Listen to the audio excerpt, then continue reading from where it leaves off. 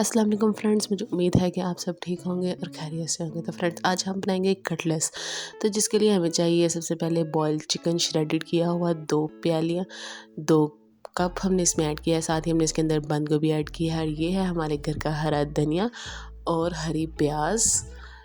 और इसी के साथ हमने प्याज डालनी है ब्रिक ब्रिक कटी हुई, ये सूखा धनिया पाउडर, लाल मिर्च पाउडर और नमक, सब हस्ब ज़ायका आप डालिएगा इसमें। और ये 1 चुटकी अजवाइन और 2 चुटकी हमने इसके अंदर कलवंजी ऐड की है। और अब हम इस सब को अच्छी तरह से मिक्स कर लेंगे कि एक ज़रा इसके अंदर मिल जाए। और ये है हमारे पास फ्रेंड्स बॉयल पोटैटो, जिसको हमने मैश कर लिया था। तो ये देखिए कुछ इस तरह से इसके अंदर हमने नमक और ब्लैक काली मिर्च हमने इसमें ऐड की है फ्रेंड्स। तो ये देखिए इस तरह हाथों की मदद से हमें कुछ इस तरह अपने हाथों में आलू की एक लेयर बनानी है और उसके अंदर ये बैटर डालकर हमने इसको रोल कर देना है। तो ये बहुत ही मज़ेदार बनते हैं कि इसको एक बार जो बनाएगा वो बार बार इसको बनाएगा, ये बहुत ही मज़ेदार होते हैं। तो ये देखिए इसको अच्छी तरह से हमने हर तरफ से क्रैक फ्री कर देना है, यानी कि इसके ऊपर कोई भी क्रैक नहीं होना चाहिए, क्योंकि ये आलू हैं तो ये फट भी सकते हैं। तो ये देखिए इसको अच्छी तरह से जब हम बिल्कुल क्रैक फ्री कर लेंगे, तो ये हमने लगाया है इसके ऊपर अंडा और ये साथ ही हम इसके ऊपर लगाएंगे ब्रेड क्रम्स। इसी तरह हम सारे रेडी कर लेंगे।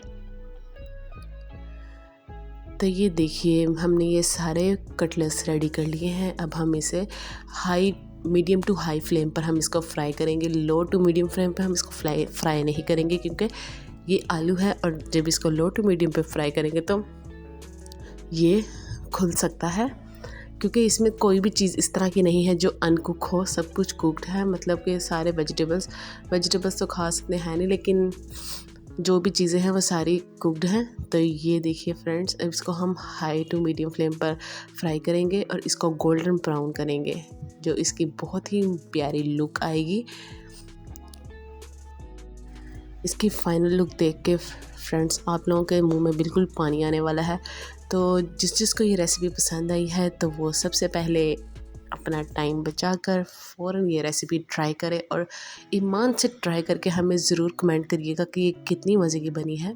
सारे अपने कमेंट्स में बताइएगा मुझे। तो ये देखिए इसको तकरीबन कुक होने में फ्रेंड्स 1.5 से 2 मिनट लगता है, अगर मीडियम टू हाई फ्लेम पर कुक करिए।